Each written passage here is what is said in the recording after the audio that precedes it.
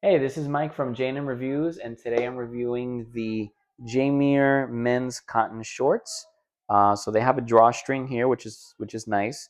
They're pretty long, so you can tighten it here, and then you can just tie the knot like you would any shorts. They're honestly, a little bit too long, but maybe you like it like that. The pockets, I mean, are nice. They're pretty big. So if you have bigger hands and they're a little bit, the shorts a little bit stretchy, so which is nice. It's plain, doesn't really have like much other design. This is what they look like on the back. Mine are run a little bit too big, so I would recommend getting a size a little smaller because mine, they're kind of too big. So, and they are a little bit shorter. So if you like them like short like this, I prefer a little bit longer, but these are nice. I mean, they're comfortable if you want to be in the house and stuff. So, yeah, so they're pretty cool, and hope you enjoy it and have a great day.